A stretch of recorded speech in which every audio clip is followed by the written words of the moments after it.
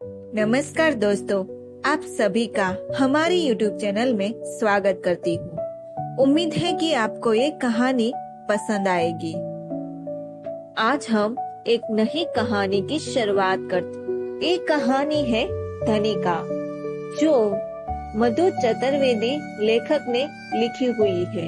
एक कहानी में दिलचस्प, संवेदनशील एंड रोमांचित है। तो चलिए आज हम धनिका के बारे में जानते हैं। एक ही बात बार बार सुनते आए हैं। फिल्मों के चरित्रों को बोलते देखा, किताबों में पढ़ा था कि खुद माँ बनने के बाद ही माँ का दर्द समझ आता है। बचपन में ये बातें बहुत उबाऊ लगती थी, लेकिन उम्र के साथ साथ जैसे जैसे बाहरी दुनिया में वास्ता पड़ता गया, अनुभव हुआ कि माँ के गप से दूर निकलने के सफर में मिले हर रिश्ते में गिव एंड टेक वाला हिसाब है। माँ के आंचल के घेरे से बाहर दुनियादारी है। खुद माँ बनकर समझ आया कि इतनी बड़ी दुनिया में वही एक लौता रिश्ता है जिसकी दुनिया में हूँ। ये उपन्यास में अपनी माँ को समर्पित करती हूँ, जिसके जीवन की सबसे बड़ी फिक्र है कि यदि वह मर गई तो अपनी बेटी का लिखा कैसे पढ़ पाएगी। परिचितों की भीड़ में खचखचा भरे परमादो के फर्श पर लिटाए गए पति संजय के शव पर फूलों की पखुड़ियां बिखेर निर्जीव पैरों में सर नवाकर धनिका भीड़ को चीरती भीतर रसोई की तरफ ही लाने गई। रिश्तेदारों में से ही किसी ने धनिका को घी के दीपक का ताजा काजल संजय की निष्पराण देह में अगले जन्म के चिन्हों के लिए लगाने को कहा। धनिका शांत भाव से अंतिम विदा की सारी धार्मिक विधियां निर्विकार संपन्न करवा रही थी। पत्नी द्वारा किए जाने वाले संस्कार धनिका और परेमा दोनों बहनें मिलकर निभा रही थी। किसी ने पूछा, रास्ते के लिए सिक्का, लाई और गुलाब की पन्नी किधर रखी है? धनिका ने सपाट सा जवाब दिया, संजय को दे दी है। संजय का पड़ोसी दोस्त नवल फिर पलट कर आया, भाभी सिक्कों की पोटली भी दे दी ना बच्चों को। पति को अंतिम विदा करती धनिका ने हाँ में सर हिला दिया। परेमा तोरे रोकर इतनी बदहवस थी कि उससे कुछ पूछना व्यर्थ था। संजय आज इस घर से हमेशा के लिए जा रहा था, कभी न लौटने के लिए। अब न शाम को कार का हॉर्न बजेगा, न परेमा दौड़कर गेट खोलने बाहर निकलेगी। घर के मुखिया के अवसान दिवस पर बाहर झिमर झिमर बारिश हो रही थी। काले पत्थरों का आंगन लोगों की कीचड़ सनी उल्टी सीधी पड़ी चप्पलों से अटा था। भीगी हुई सैंडल, स्लीपर, जूतों की गिल्ली मिट्टी पर मक्खियां मिनमिना रही थी। आंगन में चारों तरफ सफेद फूल, गुलाल, लाई, पेरावट और बांस की खपचिया व नारल बुच की रस्सियों से जड़े अवशेष बिखर थे। सामने सड़क पर घर आए लोगों के वाहन बेतरतीब खड़े थे। पास पड़ोस से जाने किसने किराया भंडार में ऑर्डर पर प्लास्टिक का लाल कुर्सियां मंगवा कर रखवा दी थी। लोग बाहर गेट के सामने खड़े वाहनों के बीच किसी तरह अपनी शरीर घसाकर घर के भीतर आ रहे थे। मातम पुरसी करने आने वाली महिलाओं के आगे अजब धर्म संकट था। वे नैतिकता का साथ देते हुए कानूनी मान्यता प्राप्त पत्नी धनिका को सांत्वना दे या पछाड़ खाती परयेशी परमा का अपार दुख साझा करे, जिसे वास्तव में सहानुभूति की जरूरत थी। धनिका सिर्फ इतना जानती थी कि उसका पति संजय उस दिन ही मर चुका था जिस दिन उसकी ही छोटी बहन परेमा को सिंदूर भरकर घर ले आया था। एक ही छत के नीचे रहते हुए भी संजय से सिर्फ कानूनी पत्नी का रिश्ता बचा था, जज्बाती नहीं। परेमा को आज अपनी दारुण पीड़ा के गगन भेदी निष्क्रमण की स्वतंत्रता थी, लेकिन बरसों पहला धनिका ने कमरे के अंधेरे में मुंह में आंचल ठूस बेआवाज गर्म आंसुओं से बिस्तर भिगोकर संजय के जीते जी वैधव्य का संताप स्वीकारा था। आज संजय के देह वसन पर प्रेमा को सुनने, समझने, सहानुभूति रखने का सभी खरे कर बैठे थे। लेकिन बरसों पहला धनिका को जब संजय ने छोड़ा था, तब उस कठिन वक्त में कमरे के अंधारों के साथ वो निपट अकेली थी। प्रेमा का दुर्भाग्य नियति ने लिखा था, तो धनिका का दुर्भाग्य संजय लेकर आया था। प्रेमा को तो संजय से अंतिम सांस तक प्रेमा मिला, लेकिन धनिका संजय से मिले तिरस्कार के लिए संजय को किस तरह माफ करे। राम नाम सत्य है कि मर्दाना आवाज़ों के साथ 15 बरस के माधव ने 3 अन्य लोगों के साथ जमीन से पिता की अर्थी उठा ली। बाहर के खुले आंगन में भीड़ की वजह से एक जोड़ी पांव समाने लायक जगह भी न बची।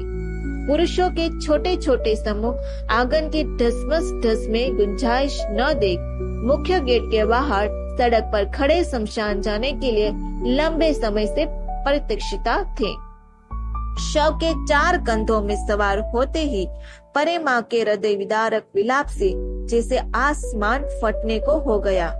अर्चना छोटी बहन प्रेमा की पथ हवासी वो मुश्किल संभाल रही थी। 13 साल की दुबली पतली मधुलिका पापा पापा के मार्मिक रुदन के साथ बाहर भागती बेसुध गिर गई। शुद्ध पानी का गिलास हाथ में थामे मधुलिका के चेहरे पर छींटे मारने लगी। उठ बेटा उठ मधुलिका, बाबू देख शारदा मौसी क्या बोल रही है। बच्चे सुन, तुझे रोता देखकर तेरे पापा को बहुत दुख होगा बच्चे। दरवाजे पर गुत्थम गुत्था खड़ी मोहल्ले और रिश्तेदारों की औरतें अभी अभी निकली शवायत देखने के लिए बाहर जाग रही थी। ड्राइंग रूम से सोफा बाहर कर दिया गया था ताकि ज्यादा से ज्यादा लोग जमीन पर बैठ सके। प्रेमा बावली हो रही थी। आप लोग कहाँ लेकर जा रहे हो माधव के पापा को? मुझे इनके संग जाना है। मैं आपके बिना जीकर क्या करूँगी? हे भगवान, तू ऐसा कैसे कर सकता है? अरे बाप रे, अरे मेरे दादा रे, मुझे बोलते थे प्रेमा तुझे रानी बना कर रखे है।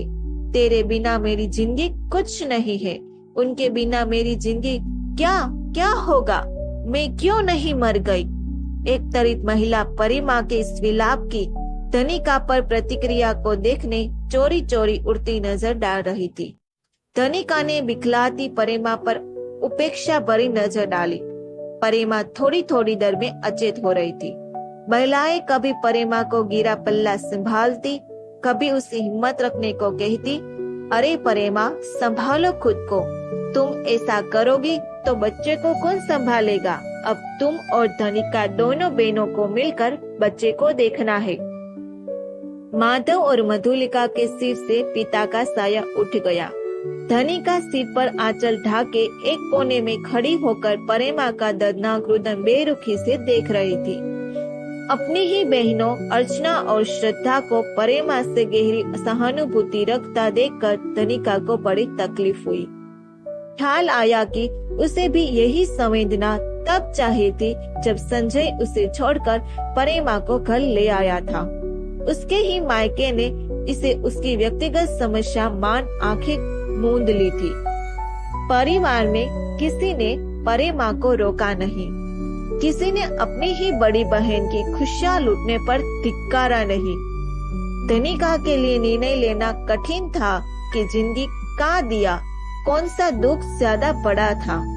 अब उसे याद नहीं है कि अपने कलेजे के टुकड़े 1.5 साल के नन्हे राजू के निर्जीव बदन को देख ज्यादा विकल हुई थी या संजय को प्रेमा के साथ दरवाजे पर खड़ा देख अधिक आहत हुई थी। वो कैसे भूल सकती है कि संजय के साथ ही कि वो आखिरी रात जिसकी अगली सुबह वो शादी करने जा रहा था। उसने प्रार्थना की थी कि आज प्रलय आ जाए, दुनिया खत्म हो जाए ताकि कल सुबह संजय शादी न कर पाए। अपने इस निंदान अपमान को मैं कैसे रोकूं? काश सुबह न हो। आज इस घर की मालकिन के रूप में मेरी आखिरी रात है। काश परिमा का एक्सीडेंट हो जाए और वो मर जाए। नन्हे राजू को खोने के गम के बावजूद धनिका ने खुद को किसी तरह समझाया कि मुझे संजय को हिम्मत देनी है। आखिर उसने भी अपनी संतान को किस कलेजे के साथ गोद से उतारकर मिट्टी में दफनाया होगा। धनिका सीने पर पत्थर रखकर खुद को समझाती, कोई बात नहीं, दुनिया में लाखों लोग हैं जिनके बच्चे नहीं होते।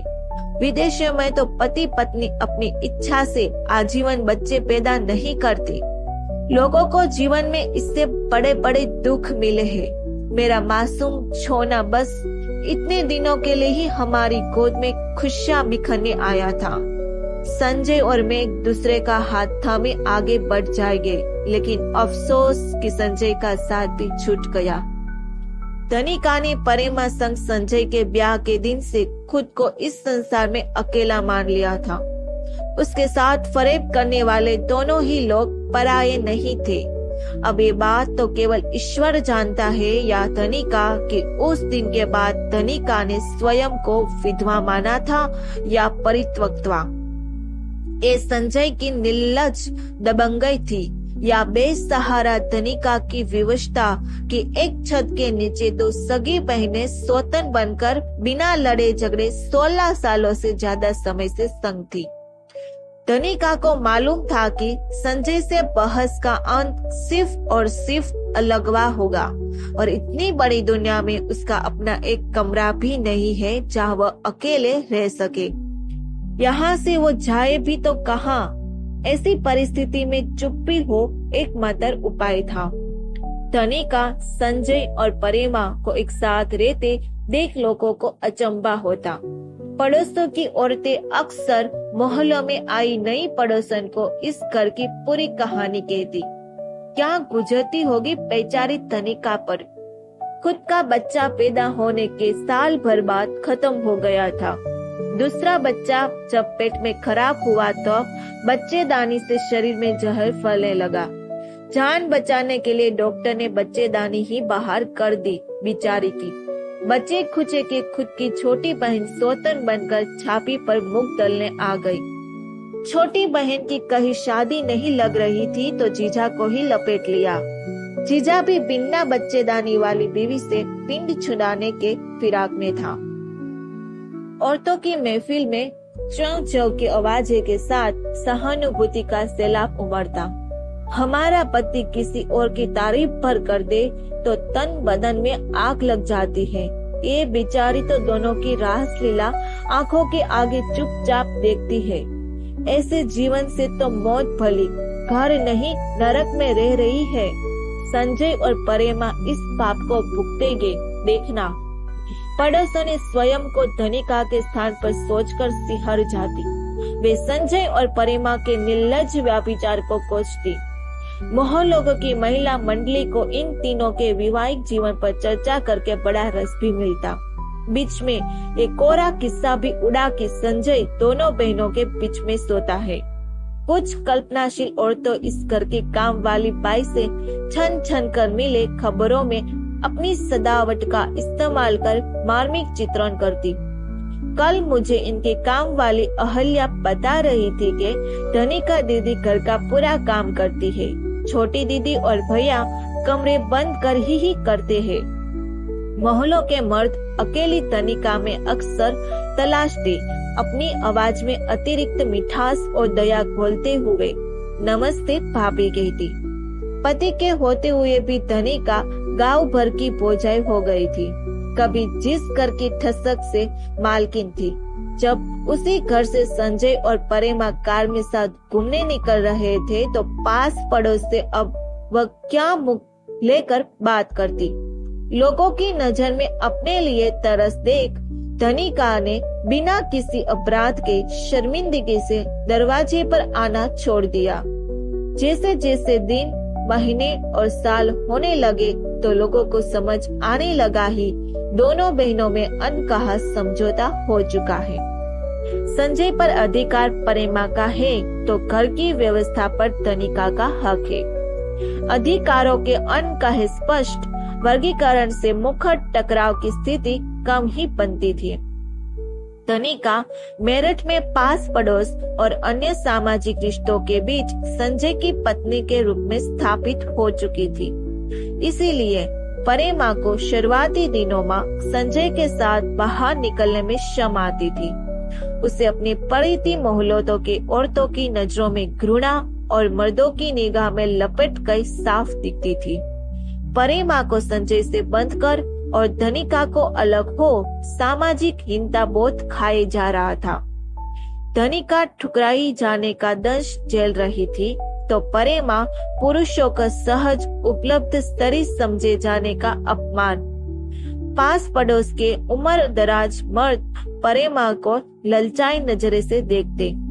जब अधीर जीजा का सानिध्य मंजूर है तो हम में क्या बुराई है। धनिका के लिए 2 बच्चे खोने के बाद कभी मां न बन पाने का वज्रपात जीवन का सबसे गहरा सदमा था। कम से कम संजय के परेमा से विवाह करने के पहले तक वो इन दोनों दुर्घटना को ही जीवन का सबसे बड़ा अन्याय मानती थी। पहली बार राजू के जाने पर धनिका के दुख में संजय भी साझेदार था, लेकिन कोख से बच्चेदानी के निर्वासन पर उसके मातृत्व संग हुई बर्बरता से संजय भी टूट गया। अनाथ संजय का पूरा बचपन चाचा के घर अवांछित मेहमानों की तरह बीता था। इतनी बड़ी दुनिया में उसका अपना कोई न था। बचपन में काल बनकर आई टीबी के संक्रमण ने माँ, बाप, भाई, बहन सभी को करस लिया था। अपनत्व के लिए तरसते संजय के जीवन में पत्नी धनिका ने आत्मीयता की वो कमी पूरी की थी जो जीने का आधार बनती है। शादी के साल भर बाद ही नन्हे से राजू को गोद में लिए संजय को पितृत्व की जिम्मेदारी ने 7 जवान का सुख दे दिया।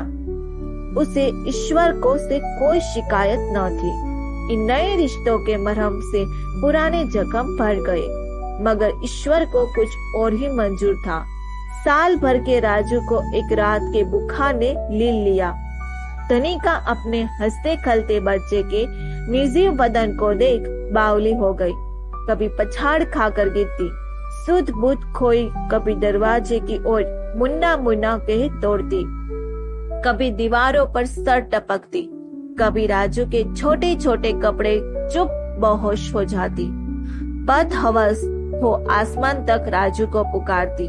संजय ने नियति की इस करुणा के आगे खुद को किसी तरह संभाला और धनिका का भावनात्मक सहारा बना। राजू से बिछड़ने के कुछ माह बाद ही एक शाम जब संजय बैंक से घर पहुंचा तो धनिका ने उसका हाथ अपने पेट पर रख खबर दी, राजू पापा के पास वापस आ रहा है। जाने कितनी देर दोनों एक दूसरे के गले लग रोते रहे। या आने वाला मेहमान के लिए खुशी के आंसू थे या राजू के विरह का विलाप था, मालूम नहीं। इस बार संजय ने धनिका की देखभाल में जान लगा दी। उसके आराम, सोनोग्राफी, खाने पीने से लेकर टॉनिक तक का खुद हिसाब रखता। 5वां बार लग चुका था। धनिका के पेट दिन प्रतिदिन उभार की ओर अग्रसर था। एक सुबह अचानक धनिका को गर्भ की हलचल जरा शांत लगी। कोख की यह निर्भरता भयावह थी। एक बार की उसने सोचा, राजू को खोने के बाद मैं शंकालु हो गई हूँ। राम जाने के आज की वह शंकित सुबह मुझे राजू के बुखार वाली उस भयावह रात की तरह क्यों लग रही है। उस शाम संजय के बैंक से लौटने के आधे घंटे बाद दोनों लेडी डॉक्टर के केबिन में बैठी थी। डॉक्टर ने धनिका के पेट की धड़कन जांच कर नरम आवाज में उसे बिस्तर से उठकर वापस संजय के साथ ही लगी कुर्सी पर बैठने को कहा। धनिका, आप इधर आ जाओ। संजय जी, बच्चा खत्म हुए तो 2 से 3 दिन हो चुके हैं। इस बार धनिका न रोई न चीखी। डॉक्टर की आवाज किसी गहरी खाई से आ रही थी। फौरन इनकी डीएनसी करनी होगी। सोनोग्राफी के बाद ही पता चलेगा कि सडन ओवरी तक तो नहीं पहुंच गई। फीवर भी है इनको। इंजेक्शन शुरू हो गया है। आप लोगों को पहले ही आ जाना चाहिए था। डॉक्टर कुछ और भी बोल रही थी, लेकिन धनिका को सुनाई देना बंद हो चुका था। उसे फौरन एडमिट करना पड़ा और बच्चेदानी तक सड़न पहुंचने की वजह से फैल रहे जहर को रोकने के लिए डॉक्टर ने फौरन ऑपरेशन कर इसे अलग कर दिया। बच्चेदानी की विदाई ने पति पत्नी के जीवन से वात्सल्य, आनंद, आशा, उत्सव सब कुछ बुहार कर गहरे समुद्र में फेंक दिया। बच्चों की आमद की सारी संभावना हमेशा के लिए समाप्त होने के बाद दोनों एक घर में जैसे जिंदा लाशें बन गए। दुनिया से कटे दो लोग अपने बंजर संसार में।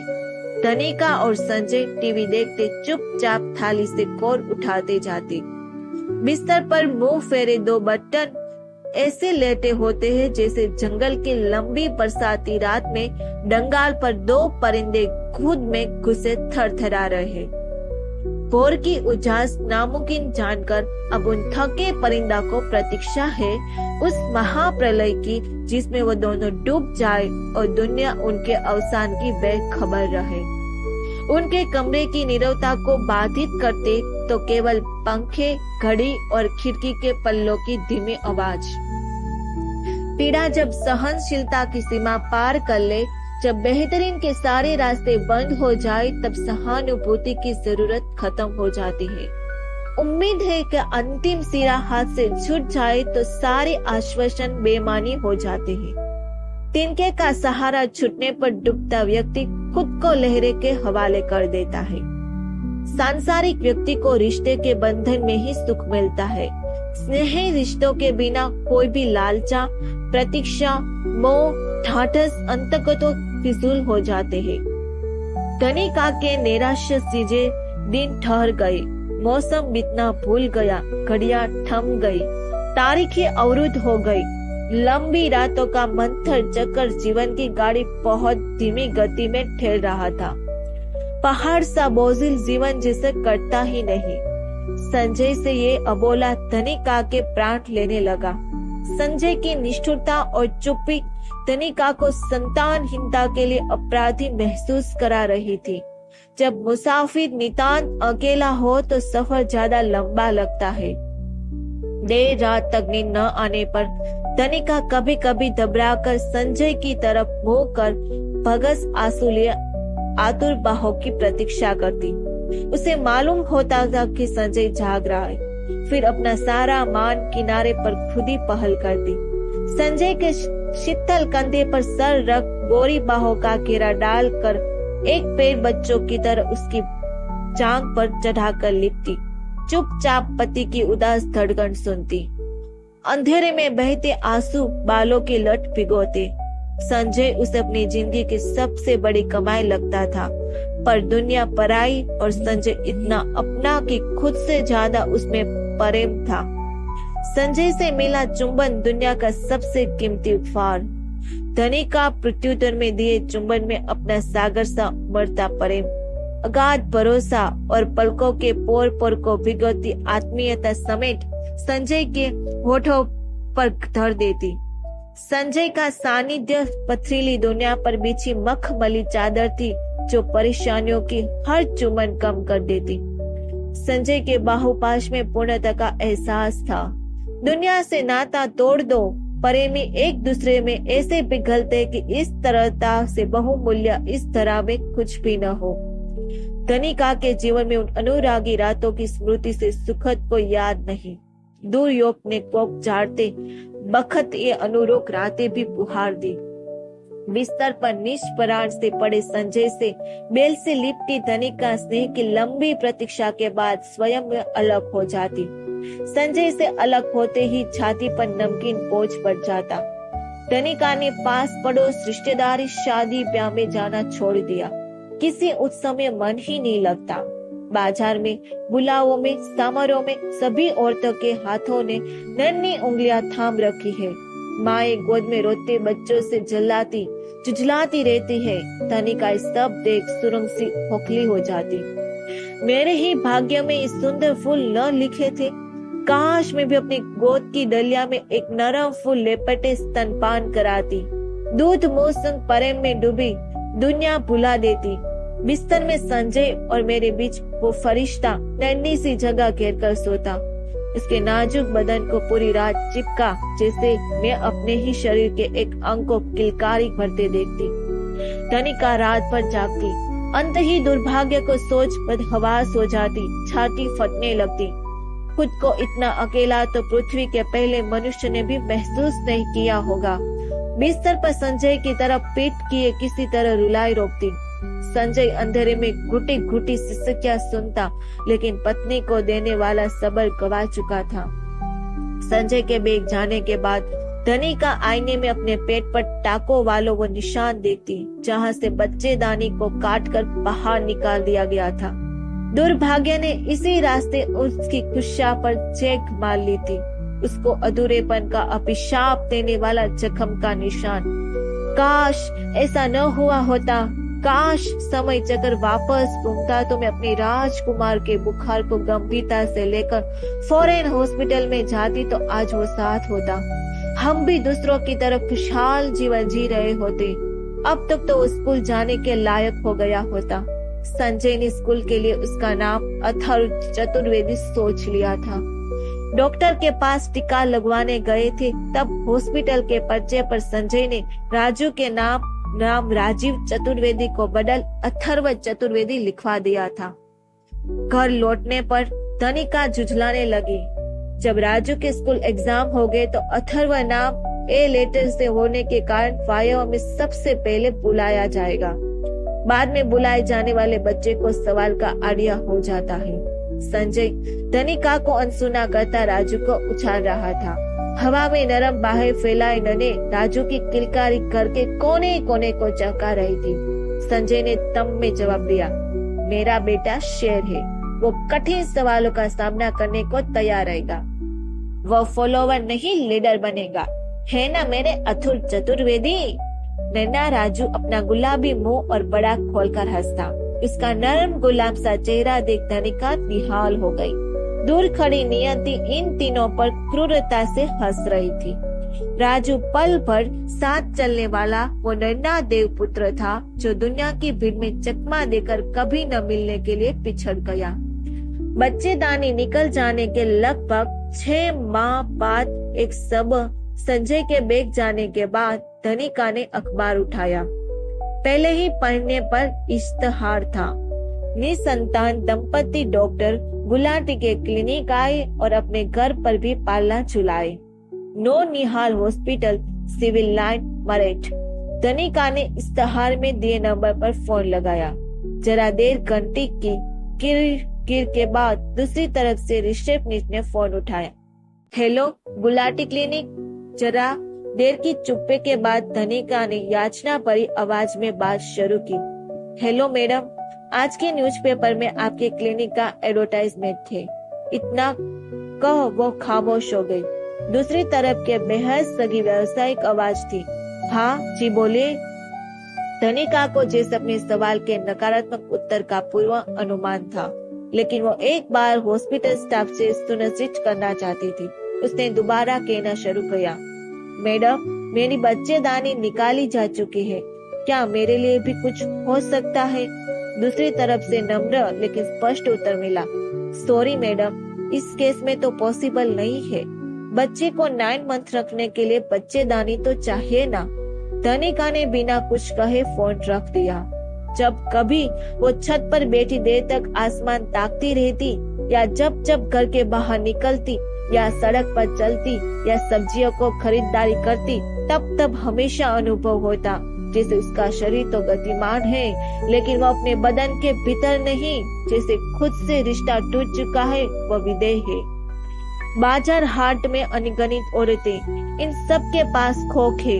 रिक्शे में औरतें, पति के साथ स्कूटर पर जाती औरतें, दुकानदार से कीमती को लेकर हुज्जत करती औरतें, बस स्टैंड पे इंतजार करती औरतें, सड़क किनारे सब्जी बेच रही गरीब औरतें के शरीर में बच्चेदानी है। वो जब चाहे माँ बन सकती है। घर पर झाड़ू पोछा के लिए आने वाली अहल्या ने 5 झटकी के बाद गर्भ ठहर जाने पर दवाइयां खाकर 3 बार गर्भ गिराया। बार बार बच्चा गिराने से कमजोर पड़ी अहल्या ने अब की बार ऑपरेशन करवाने को धनिका से छुट्टी मांगी। दीदी, महीना ऊपर हो जाने का हमेशा तमाशा है, इस बार बच्चा बंद कराने का ऑपरेशन करा लेती हूँ, 10 दिन में वापस आ जाऊंगी। अहल्या किचन के दरवाजे पर खड़ी छुट्टी की अनुमति का इंतजार कर रही थी। धनिका उसकी तरफ बिना देखे ही ठीक है के प्लेट में सिर झुकाए लहसुन छिलने में व्यस्त का नाटक करती रही। उसे लग रहा था कि जैसे अहल्या ठीक पीछे खड़ी उसे हिकारत से देखती सोच रही है कि मैं तेरी नौकरानी नहीं सही, लेकिन मैं जिस गप से तुरस्त हूँ उसे तू लाखों खर्च करके भी नहीं खरीद सकती। मैंने अपनी पति को जो तोहफा दिया है वो तो अपने सारे गहने बेचकर भी बाजार से नहीं खरीद सकती। तनी हुई धनिका लहसुन छील रही थी और उसके बदन के भीतर वाली धनिका अहल्या के आगे हिमता से सिमटी जा रही थी। धनिका की मनस्थिति से बेखबर अहल्या धुले बर्तनों का टकोरा परे रख आंगन में फैला पानी खराटों से नाली की ओर बहा रही थी। धनिका ने चोरी से उस पर तिरछी नजर डाली। वो बेखबर झाड़ू से पानी की बूंद बूंद धकेलने में मशरूफ थी। अहल्या के जीवन में बच्चेदानी इतनी सुलभ जैसे हवा, पानी और धूप। जब उपलब्ध का एहसास ही न तो वो गर्व किस बात का। धनिका के मन में धीरे धीरे डर घिरने लगा कि संजय को कहीं महसूस न होने लगे कि उसकी पत्नी शरीर से स्तरी नहीं है, क्योंकि स्तरित्व की शर्त पूर्ण करने वाला अंग उसके पास नहीं है। स्तरवित्व को मान्यता तो संतान युक्ति से ही मिलता है। जनना अंग न होने में संपूर्ण स्तरी नहीं हूँ। कहीं ऐसा तो नहीं है कि मैं संजय को संतान के अवसाद में समझ रही हूँ और उसने शायद मुझे स्तरी मानना छोड़ दिया है। उसने मेरे शरीर से घृणा कर स्तरी पुरुष का आदिम रिश्ता तोड़ दिया और मैं अभी भी उसकी पत्नी होने का भरम जी रही हूँ। संजय को अब मैं शायद सिर्फ गृह कार्य के लिए उपयोगी लगती हूँ या सामाजिक दबाव की वजह से मेरे साथ ही। उसे तो ये भी याद नहीं है कि कितनी रातें बीत गई बिना एक दूसरे को छुए। ये संजय को निराशा है, मेरे गैर जनाना शरीर से घिन एक विचार बिजली की तरह कांधा। यदि मेरे शरीर में बच्चेदानी होती तब भी संजय इतना लंबा मातम मनाता? क्या अगली संतान के लिए आश्वन हो मेरे नजदीक न आता? यदि परिस्थितियां सामान्य होती, राजू जीवित होता, तब भी क्या संजय मुझसे नजदीकी छोड़ देता? मतलब यदि संतान नहीं है तो मेरा शरीर प्रेम के लिए अनुपयुक्त है। धनिका का स्तरित्व बच्चेदानी के निकलने से जितना आहत हुआ उससे भी ज्यादा अपमानित संजय द्वारा उसकी देह को खारिज करने से हुआ। क्या मेरी खोख ही मेरा अस्तित्व है? क्या इतनी कीमती जीवन का एकमात्र उद्देश्य संजय का प्रेम पाना है? कोख से इतर मेरे जीवन का मोल क्या है? क्या सामाजिक दबाव में दोनों संग है? अज्ञात भय और स्वयं के ही शरीर से ऊंची घृणा से कांप उठी वो। सड़क पर दिखती इन सारी महिला को नहीं मालूम कि मैं औरत नहीं हूँ। विचारों के परवा अविरल था। क्या जीवन तभी सार्थक है जब संजय मुझे महत्व दे? यदि उसे मेरा सानिध्य की चाह नहीं तो क्या मेरा जीवन मायने खो देगा? मुझे उसकी पत्नी का चोला पहन रखने का लोभ में चुपचाप इन 4 दीवारों के भीतर अजनबी बनकर उम्र काटनी है। यदि उसे मेरी जरूरत नहीं है तो मुझे भी उसकी जरूरत नहीं है, ऐसा मैं कैसे सोचूं? मैं उसके खरीदे घर में रह रही हूँ, उसका लाया खा पहन रही हूँ। कहाँ जाऊँ? माँ को फोन पर बताऊं तो वह एक ही जवाब देती है, संजय अभी उदास है, समय के साथ सब कुछ ठीक हो जाएगा। क्या मैं उदास नहीं हूँ? तमाम उदासियों के साथ हर बार करीब जाने की पहल करती हूँ। अंदरियों से वशीभूत नहीं, बस संजय के आत्मीयता से की चाह में बस वो प्यार से लपेट ले और सारे गम धुंधले होने तक अपने सीने से लगाकर बेहिसाब रोने दे।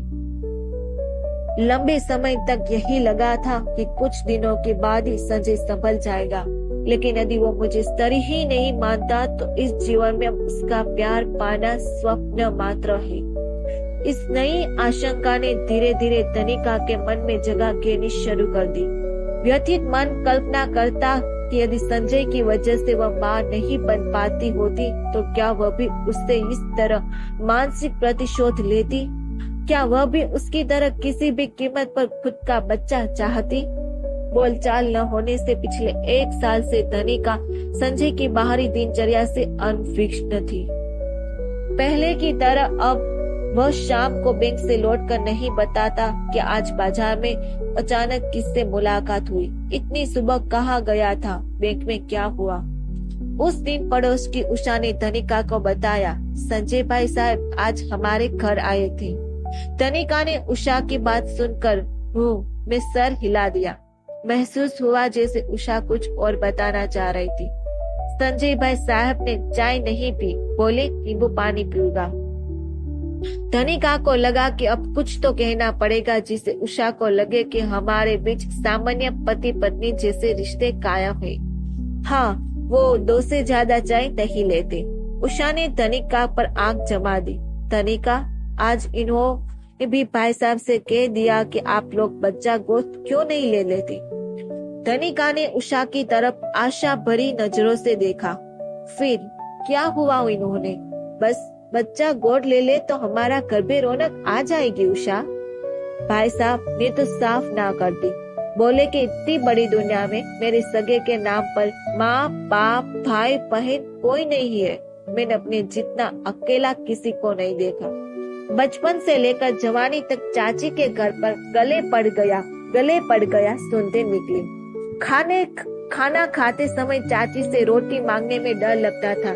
यही लगता था कि मैं ही इतना अभागा क्यों हूँ। सभी बच्चों का परिवार होता है तो मेरा ही क्यों नहीं। धनिका से शादी के बाद लगा कि चाची का वो नरक छूटा। अब मेरा नया जीवन परिवार के साथ शुरू होगा। लेकिन भगवान ने ठान रखा था कि तुझे मारना भी अकेला है। बच्चा गोद लूंगा तो बड़े होने के बाद जब उसको पता चलेगा कि बाप सगा नहीं है तो बुढ़ापे में अपने लिए यही सुनूंगा, गले पड़ गया। आजकल खुद की औलाद तो साथ नहीं देती। मेरे लिए भगवान के पास खून का कोई रिश्ता नहीं है शायद। धनिका उषा की पूरी बात सर झुकाए चुपचाप सुनती रही थी। उषा के जाने के बाद धनिका सोचने लगी कि क्या बाहरी लोगों से मिल रही इस लल्लाजक सहानुभूति का अपराधी संजय मुझे मानता है? क्या मजे मन वो चाहता है कि मैं मर जाऊं और दूसरी शादी के लिए आजाद हो सके? पास पड़ोस के कथा पूजा निमंत्रण में जाने पर धनिका को ख्याल आता कि यहाँ बैठी सब औरतें नहीं बल्कि सर ढुकी साड़ी पहने कितनी सारी बच्चेदानियां हैं। मैंने भी साड़ी पहनी है लेकिन औरत नहीं हूँ। मेरे पेट में बच्चेदानी नहीं है। आधी रात तक जाने के बाद वो मुश्किल बड़ी नींद में अक्सर एक सपने में आते हैं। ऑपरेशन टेबल पर लेटी है। डॉक्टर कैंची लिए पेट की तरफ बढ़ रहा है। संजय कैंची छुड़ाने की कोशिश कर रहा है। वो अपना कटा पेट पकड़कर हॉस्पिटल से बाहर भाग रही है। भयावह सपनों से विकल नींद खुल जाती है। ऊपर घूमते पंखे और संजय के धीमे खराटे और खुद की धोखनी सांसों की आवाज आ रही होती है। धनिका को लगता है जैसे वो घर के मालिक के साथ सो रही है, जिसने परिवारिक को अपने बिस्तर से एक कोने की अनुमति दे दी है। एकाएक पराये हुए इस घर में धनिका अपने ही हाथ पैर में उलझी गठरी से सिमट जाती। संजय तो जैसे घर के पूरे परिवार और बाहर की दुनिया दोनों से अनमस्यक हो गया। बैंक के दोस्तों को अपने बच्चों को एडमिशन के लिए अच्छे स्कूल तलाशते देखता, उनकी बाल सुलभ शरारतों पर चर्चा करता सुनता तो खुद को इन दुनियावादी गतिविधियों से कटा हुआ पाता। ईश्वर से ज्यादा नहीं, सिर्फ एक सामान्य जिंदगी ही तो मांगी थी। संजय मात्र 5 साल का था जब उसके माँ बाप, 2 साल बड़ी बहन और एक छोटा भाई का संग छूट गया। करुण मृत्यु ने संजय को क्यों छोड़ा मालूम नहीं। पिता की ग्रामीण बैंक की सरकारी नौकरी संजय को शिक्षा पूरे करने के बाद मिलती। 5 साल के संजय के भरण पोषण के जिम्मा सगे चाचा पर आ गया। खुद के 4 बच्चों की परवरिश जुलाई चाची के लिए संजय पनौती ही था। चाचा ने किसी तरह चाची को समझाया कि भाई साहब के बाद अब उनके हिस्से की खेती की बुवाई भी हम ही करेंगे। दूसरा मुनाफा यही है कि संजय के बड़े होने के बाद भाई साहब की सरकारी नौकरी अनुकंपा को मिलेगी। भले तरीकों से पालो, एक कमाऊ पुत की माँ रहोगी। चाची काफी मान मोल के बाद संजय को रखने राजी हुई। कर्कशा चाची के शिकंजे में संजय का बचपन बेदरकारी में गुजरा। जो पौधा खाना पीने न मिलने के बावजूद जीवित बच जाए, फिर तो उसे विपरीत परिस्थितियों में लल्हाने की जुआरू प्रवृत्ति आ जाती है। संजय का अधिकांश समय चौराहा पर दोस्तों संग हंसी ठट्ठे में गुजरता। चाची की तमाम गालियों को धत बताकर संजय दबंग, हंसमुख और व्यवहार कुशल युवक निकला। पुराने लोगों को संजय में उसके पिता की निधड़क छवि दिखाती। गाहे बगाए बाजू से निकलते हुए प्यार से सर पर हाथ फेरे देते। अच्छे से पढ़ो लल्ला, पढ़ाई की तुम्हारी माए बाप है। संजय ने सीमित साधना में औरत औसत नंबरों के साथ ग्रेजुएशन पूरा कर मेरिट सीमा से लगे ग्रामीण बैंक की अनुकंपा नियुक्ति ज्वाइन कर ली। घर छूटने पर चाची और संजय दोनों में राहत की सांस ली।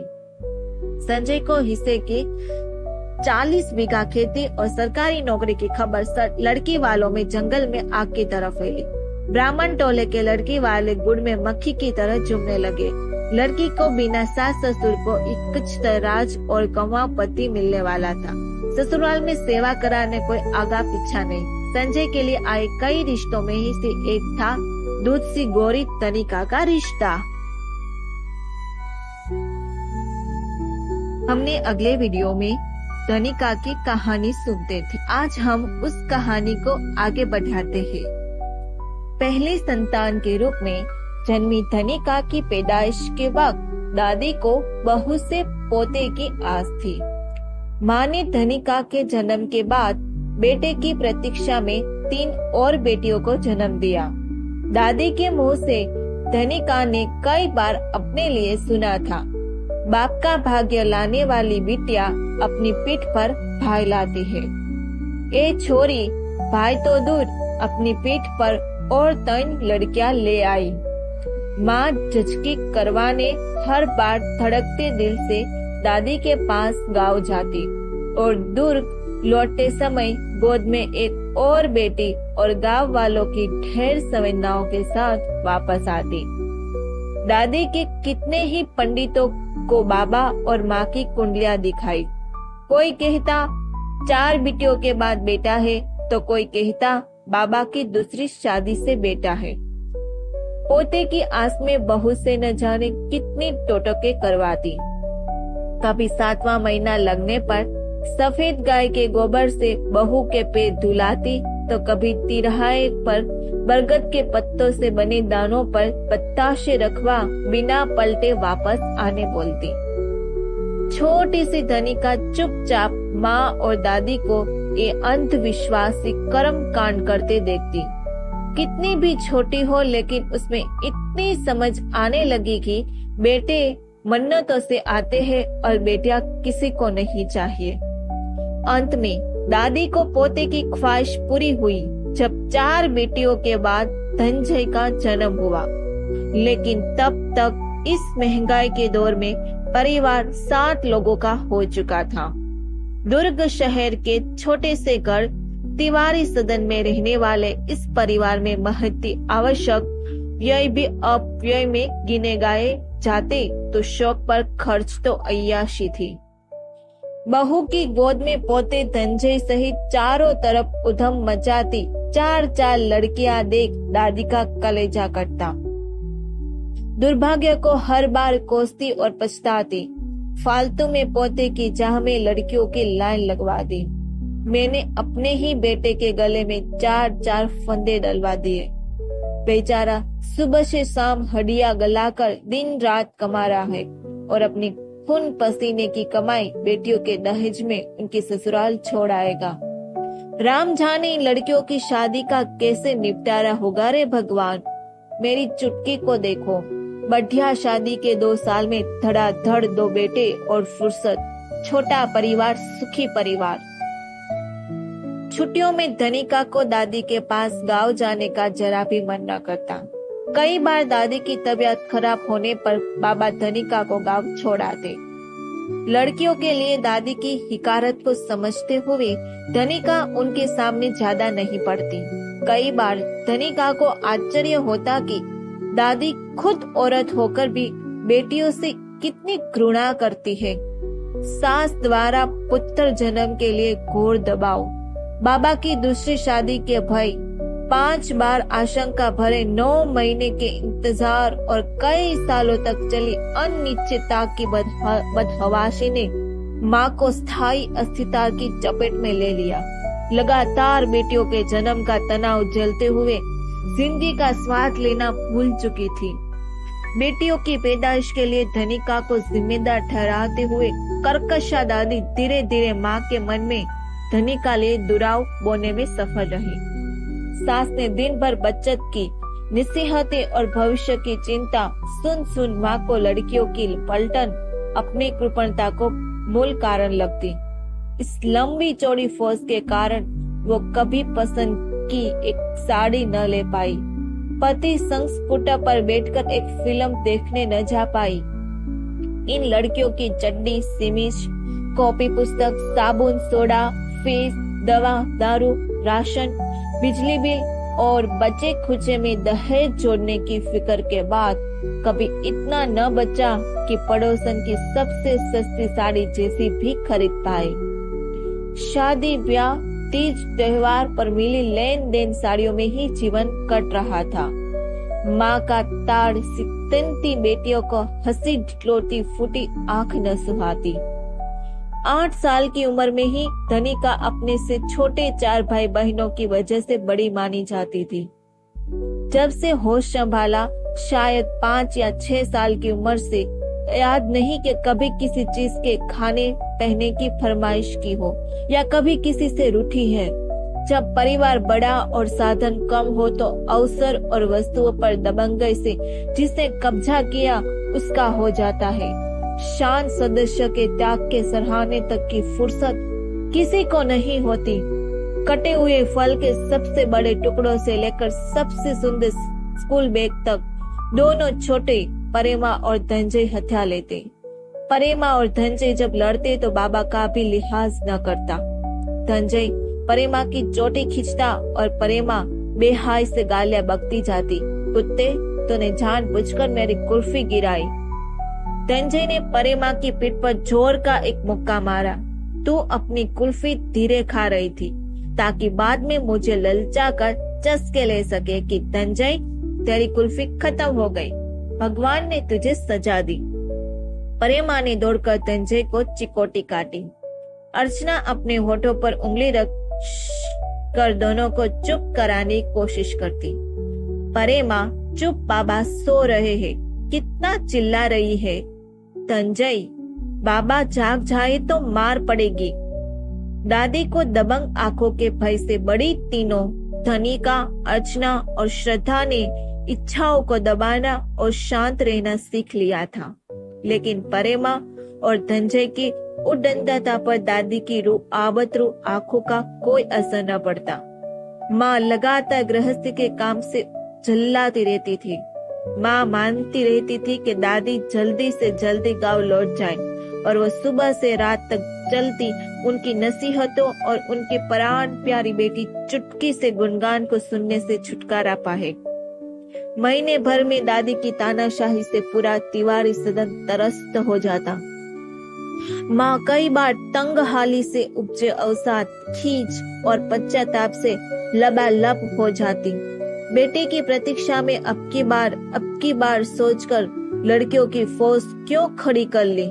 हर बार के 9 महीने ईश्वर को कातर पुकारती, यही सोचती, वारे निष्ठुर ईश्वर, दुनिया भर की औरतें लड़के जनती है, मुझे भी यदि पहली या दूसरी बार में लड़का हो जाता तो इतनी जिंदगियों की परवरिश का बोझ न होता, या फिर ए बुढ़िया मुझे 2 बेटियों के बाद ऑपरेशन करवाने देती तो आज मैं भी पड़ोसन की तरह एक छोटे परिवार संग सुविधाओं में जी पाती। लेकिन 2 बेटियों के बाद में ऑपरेशन कैसे करा सकती थी? वो बुढ़िया तो अपने बेटे की दूसरी शादी करा देती। फिर मैं धनिका और अर्चना को लेकर कहाँ जाती? मेरी कोख और इच्छा पर मेरा ही नियंत्रण नहीं, सो सेहत सत्यानाश करती। हर साल बेटियां जन्मती रही। पास पड़ोस में जब पूछता कि कितने बच्चे हैं आपके, तो माँ को बच्चों की संख्या बताने में बड़ी शर्मिंदगी होती। सुनने वाले को अचंभा होता, 5 बच्चे, कितने लड़के और कितनी लड़कियां। माँ की स्थिति और लज्जाजनक हो जाती। 4 बिटिया और 1 बेटा। सामने वाले को 5 बच्चों का गणित फौरन समझ आ जाता। माँ अकेली बैठी सोचती रहती कि आज मैं जवानी में बेटियों के लिए कोड़ी कोड़ी दहेज जोड़ती बैठी हूँ। किशोरी धनिका के उफनते शरीर को देख फिकर सी माँ की जान सूखती। फिर अपने बेकदरे जीवन पर क्रोध आता। मैं अपनी जवानी जी नहीं पाई और ये सब जवान हो रहे हैं। पूरी उम्र बच्चे जनने, हगा मुता उठाने, पोतड़ियां धोने, कामकाज और बचत की फिक्र में ही गुजर गई। बेटे धनंजय ने गोद में आने के लिए 4 बेटियों की लंबी प्रतीक्षा से जग हंसाई करवाई सो अलग। जीवन से मुझे क्या मिला? एक के बाद एक बच्चा पैदा करो, एक एक चीज के लिए तरसो, दूसरों की मौज देखो। कितनी बार मालपुए खाने को मन होता है, मगर 7 लोगों के बीच कभी इतने न बने कि आधा कर थाली में छोड़ने तक खाए। पेट काट काट कर बचत करो और फिर एक दिन इन लड़कियों के दहेज में भेज दो उस अनजान भागों वाली औरत के घर जिसने बेटा पैदा किया। बेटों की माँ को पुरस्कार स्वरूप मेरे पति की मेहनती कमाई मिलेगी। माँ को इतनी बेटियां जन्मने पर पास पड़ोस से मिली सहानुभूति और उपवास ने कुंठित बना दिया था। बच्ची खुशी कसर सुबह से रात तक गृहस्थी के अनवरत कामों की जिम्मेदारी पूरी कर देती। तिवारी सदन के बाहर लटकी नेम प्लेट अशोक तिवारी बिजली विभाग की तरह बाबा अपने नाम अशोक को सार्थक करते संतोषी जीव थे। सीमित कमाई में बच्चों के लिए यथासंभव आमोद प्रमोद की व्यवस्था करते रहते। एक ही परिस्थिति में माँ अपने भीतर के असंतोष से जूझती खोखली हो रही थी। वास्तव में दुख क्या है? मन चाहा हासिल न कर पाना ही दुख है। मन मुताबिक जीवन न बिता न पाना यातना ही है। बाबा 8 घंटे की नौकरी के साथ ही झोला टांगे सब्जी लाना, बैंक और पोस्ट ऑफिस के काम निपटाने, बच्चों के स्कूल की फीस पटाने जैसी जिम्मेदारियों की एक रास्ता में ऐसे रमे कि जीवन कितना खिसक गया ये भी भान भी भूल गए। उन्हें छोटी छोटी बातों में अजीब संतुष्टि मिलती। वाजिब दाम पर मौसमी फल मिल जाए तो, टमाटर ताजे मिले तो, बोरे में लिए आलू सड़े न निकले तो, या फिर कोई सरकारी काज बिना घुस दिए निपट जाए तो, ओवर टाइम के 100 रुपए बन जाए तो, बड़े साहब ऑफिस में सबके आगे उनकी ईमानदारी की तारीफ कर दे तो सारे जहां का सुख मिल जाता। कम ललचाओ वाला गृहस्थ गैर जिम्मेदार है या संतोषी है, इस सवाल का जवाब मुश्किल है। बाबा कई बार धनिका को छुट्टियों में दादी के पास छोड़ आते ताकि उन्हें अकेलापन न लगे। धनिका 12 साल की होते होते अपनी पर्राती दादी से घृणा को महसूस करने लगी थी। उनके प्रकोप से बचने कच्ची उम्र में पक्की रसोई बनाने वाली धनिका सारे काम सुखरता से करने लगी। ये भी बड़ा अचंभा था कि दक्षता पूर्वक रसोई संभाल लेने के बाद भी दादी धनिका की प्रशंसा तो एक तरफ उसे प्रतिथि की तरह लेने लगी। बाबा धनिका के बनाए साग की तारीफ करते तो दादी को चीट होती। शाक का पहला निवाला लेते ही बोलते, ऐसी गोभी जीवन में पहली बार खा रहा हूँ। दादी फीका हंसकर कहती, इतना तेल मसाला खर्चा करती है तो स्वाद बनेगा ही। मुझे तो आगे पीछे देखकर पूरा महीना चलाना पड़ता है। वैसे भी लड़की जात चटोरी जबान लिए अच्छी थोड़ी न लगती है।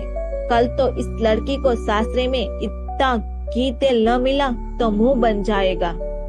धनिका खाना बड़े मन से बनाती, सो सब्जी कैसी लगी जानने के लिए हमेशा दादी का मुंह तकती, लेकिन दादी बिना प्रशंसा किए चुपचाप खाती। धनिका के रहने से दादी के कामकाज में बड़ी मदद हो जाती, लेकिन बाबा के आगे वो कभी न स्वीकारती। दादी को अपने बनाए खाने और अपने काम की पूर्ति की बड़ाई करने में आनंद मिलता। माँ को चारों बेटों की भविष्य की चिंता के अलावा अपनी बढ़ती उम्र के साथ ढलते रूप की कुठा कई बार गहरे अवसाद में ले देती। वैसे भी इस समाज ने औरतों को रूपवान बने रहने का सत्य ही लक्ष्य दिया है। पाक कला से पति का दिल जीतने, रसोई में सारे जतन करने का। गोया पति का दिल जीतने में ही जीवन की सार्थकता है। चार दीवारी में उम्र गुजारने से फिर वो खुद को कैसे साबित करें? अच्छा खाना बनाकर, खूबसूरत दिखाकर या पुरुष के ध्यान कर्षण में सफल होकर अपना वजूद पोषित करें? खुद की महत्ता साबित करना मानव का सहज स्वभाव है। यदि जीवन बेहतरी की निजी यात्रा बल्लात रोक दी जाए, फिर अकर्मण्य हो चुका व्यक्ति अस्तित्व बोध का सुख कैसे ले? जब फागों का पीछा करने का संघर्ष छीन लिया जाए तो मनुष्य या तो निराशा से भर जाता है या फिर औरों को कमतर साबित करके जीवन ऊर्जा पाता है। लक्ष्य की यात्रा को अनिच्छा पूर्वक विराम देने पर उपजी खलीज को भरने के लिए व्यक्ति दूसरों की हीनता से संतुष्ट और बेहतरीन से घिन होता है। परिवार में जब औरतों से उनका सफर, संघर्ष, सपने छीनता है तो उन्हें इसी खतरनाक राह पर ले आता है। जब दूसरों की कमियां पर चर्चा में औरतों को रस मिलता है, फिर बाद में पुरुष औरत की इसी इच्छा पर चुटकुले बनाता है। तिवारी सदन में भी बाबा के ऑफिस से लौटने के बाद माँ आस पड़ोस की औरतों की कमियां, दादी की फिजूल खर्ची, छुटकी बुआ का अपनी ससुराल में आतंक और रिश्तेदारों की खबरों से अवगत कराती। छुटकी बुआ के सुख से दुखी होकर माँ कहती, आज के जमाने में भगवान भी शैतानों के साथ है। मेरा दिल बड़ा है। भगवान जानता है कि मैंने कभी किसी का बुरा नहीं किया। चुटकी कितनी चालाक है, बिगड़ी बात होशियारी से संभाल लेती है। यहाँ तो हम ऐसे नीरे पागल है कि पूरे जवेद सास के हाथ सौंप दिए थे। हमको चालबाजियां नहीं आई तो कभी सुख नहीं रहे। मोजोल कद और बैठक नाक नक्श की चुटकी बुआ में दादी की जान बसी थी। बुआ ने एक भी बेटी नहीं थी और माँ को बुआ से नफरत करने के लिए इतनी वजह पर्याप्त थी।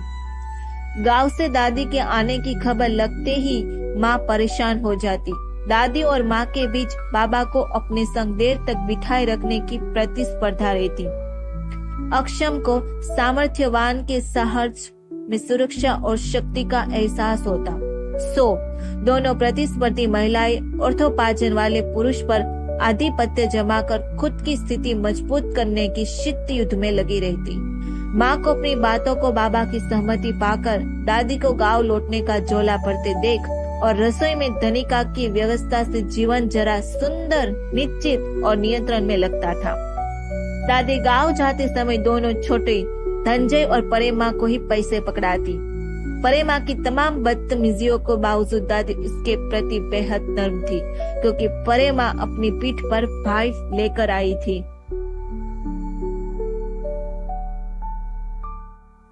दादी को धनिका से विशेष था। अर्चना और श्रद्धा पर उनके क्रोध की आज कभी कभार ही हो आती। रसोई में दूध उफन जाने से लेकर बिस्तर न समेटने जैसी किसी भी गलती के लिए अंतिम रूप से धनिका जिम्मेदार थी। आखिर वो बड़ी थी। दादी बात बात पर धनिका से कहती, जब तेरे बाबा पैदा हुए तो मैं 16 साल की थी। तेरी उम्र में बाल बच्चे समेत पूरी गृहस्थी संभालती थी।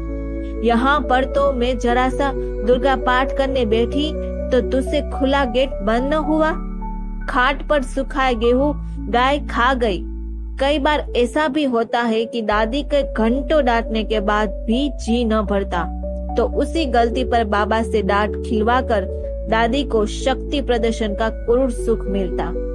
किशोर वही धनिका को पता था कि उसे रोना भी है तो छिप कर, क्योंकि दादी ने उसे एक बार छिप कर रोता पकड़ने के बाद दुगनी तेजी से फटकारा था। मेरे घर में ये नौटंकी नहीं चलेगी। लड़की जात को 4 बात हंसकर बर्दाश्त करना आना चाहिए।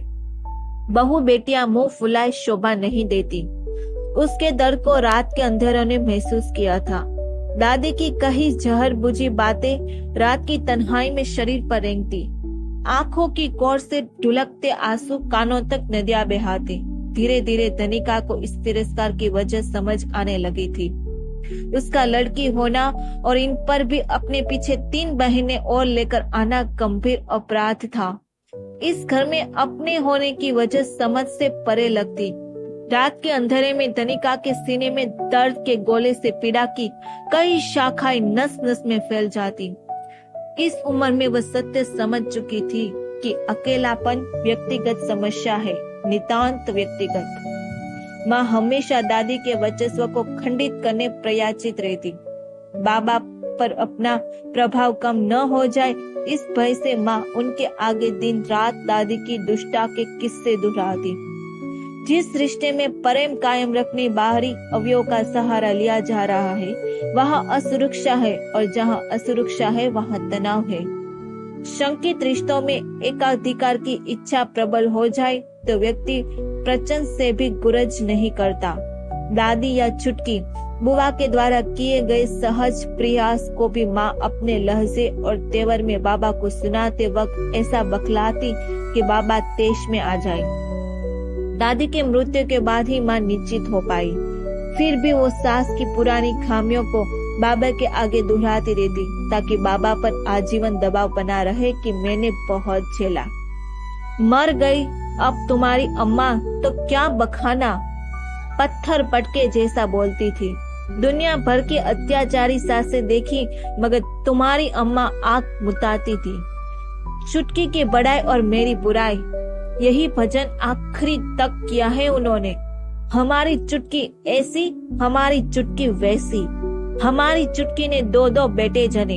हमारी चुटकी को राजयोग है, वो तो बुढ़ापे में ठसन से दुआरी में बहू एक पर खाएगी।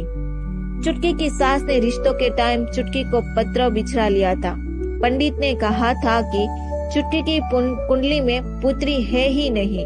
तब जाकर सास ने रिश्ते के लिए हाँ की। मैं कहाँ उतनी चंट जो इतना दिमाग चलाती कि बहू का पत्रा जसा लूं। मैंने भी होने वाली बहू की कुंडली दिखाई होती तो 4 पोतियां न होती। चुटकी की वजह से जमाई बाबू का एक घेला भी किसी के दहेज में नहीं जाएगा, उल्टे 2-2 जगह से आए दहेज से घर पर जाएगा। जमाई बाबू चुटकी को सर पर बिठा कर रखते हैं। मुझे ताने सुनाती थी, मेरी बेटी ने 2 बेटे दिए, ऐसा 100 बार बोलती। अब कौन बोले कि तुम्हारी चुटकी ने अपनी सास को जम के 2 डंडे भी तो जड़े थे। ऐसे संस्कार होते हैं क्या भली घर की लड़कियों के? बाबा ने बहुत अद्भुत सहनशीलता थी। यही कारण था कि बाबा का नाम निकलते ही जान पहचान वाले कहते, तिवारी जी बड़े सज्जन आदमी। घर में 5 बच्चे होने से धनिका, अर्चना और श्रद्धा की गिनती बड़ों में होने लगी। धनंजय माँ से चिपका बैठता, जबकि धनिका को माँ के स्पर्श कभी कुछ सामान लेने देते या काम से हाथ छू जाए इतना भर पाता था। माँ के गर्म स्पर्श का अभाव हमेशा सालता।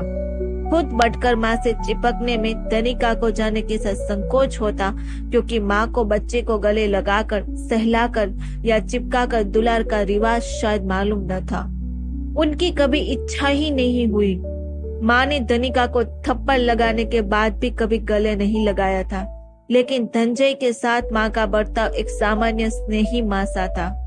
धनंजय को माँ की गोद में सर रखकर सोया देख धनिका को भीतर विराट रिक्तता स्थान घेरती। अपने ही घर में परायापन लगता, जैसे वो कोई बाहरी है।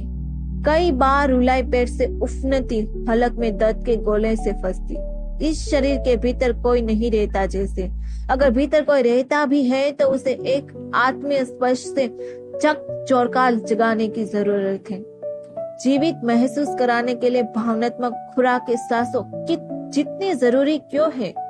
धनिका से रसोई में जरा सा भी नुकसान होने पर माँ बौखला कर नाराज होती और देर तक बबड़ बबड़ाती रहती। तंग आ गई हूँ मैं तेरे से, एक काम का आसरा नहीं मुझे।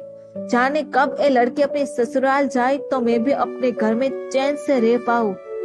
अकेलेपन का घुन बचपन को धूसर कर रहा था। माँ की फटकार पर वो घर में ऐसा एक कोना तलाशती जहां देर तक जीभ भर रो सके। कोई मुझे गले से लगाकर उफान शांत होने तक रोने दे। इस घर की बेटी की जरूरत नहीं थी, फिर भी मैं यहाँ हूँ। धनिका सोचती, फिर रो रो कर थक जाती और शांत हो जाती। स्नेह स्पर्श स्वीकार्यता है कि तुम मेरे लिए मायने रखते हो। रिश्तों में महत्वपूर्ण होने का एहसास बहुतेरों का जीवन ऊर्जा है। किशोर वय में अभिभावकों से मिला आलिंगन उम्र भर की निर्भरता देता है। कच्ची उम्र में मिला है ये हौसला व्यक्तित्व में आत्मविश्वास का अंकुरण करता है। बड़े तीनों धनिका, अर्चना और श्रद्धा पूरी दोपहर एक साथ बैठ स्कूल, दोस्तों और टीचर की बातें करती, लेकिन धनंजय और परिमा को इनकी बातों में कोई रुचि न थी। वो दोनों दौड़ा भागी कर एक दूसरों की आंखों में संतरे के छिलके को दबाकर चुनमुनाने वाला रस छिड़कती, चीजें छिपाते और फिर लड़ने में पूरा दिन निकाल देती। तिवारी संदन में लड़कियां को इतनी ही पढ़ाई करनी थी कि रिश्ते की बात चलने पर लड़के वाले कम पढ़ी लिखी कहकर इनकार न कर दें। ऐसा नहीं था कि बेटियों के लिए बाबा बटुआ नहीं खोलते थे। उन्होंने बेटियों के हिस्से का मत उनके दहेज के लिए बचा रखा था। लड़कियों को कोचिंग या व्यावसायिक कॉलेज में पढ़ाने का खर्च फिजूल माना जाता। ससुराल वालों ने नौकरी नहीं करने दी तो पूरा निवेश पानी में चला जाएगा। इस न्यूनतम खर्चे की शिक्षा में भी माँ को बेटियां कमाएगी तो कौन हम लोगों को देगी कहने लगा रहता। हम लोगों से धनिका को स्पष्ट विभाजन रेखा समझ आती। माता पिता को संयुक्त इकाई और खुद को उनसे अलग महसूस करना बेहद दुखद एहसास होता है। परिवार में बेटी की विदाई चाहे भविष्य में हो, लेकिन बातों ही बातों में गाहे बगाहे बाहरी तत्व के रूप में गिनती कलेजा चाक करती है। भीतर वाली धनिका परायेपन में सिमट जाती। धनिका बड़ी दौड़ भाग करके अपने स्कूल की सीनियर दीदियों से आधी कीमत पर किताबें खरीदती ताकि केवल कॉपियों का खर्च लगे। धनिका से एक कक्षा नीचे अर्चना तो धनिका की किताब से ही काम चला लेती। धनंजय और परिमा को घर की माली हालत से कोई मतलब न था। वह नए compass, box, school bag, bat, नई फैशन की वाटर बोतल के लिए जमीन पर लौट लौट कर उत्पात मचाते और बेरहमी से जिद पूरी करते।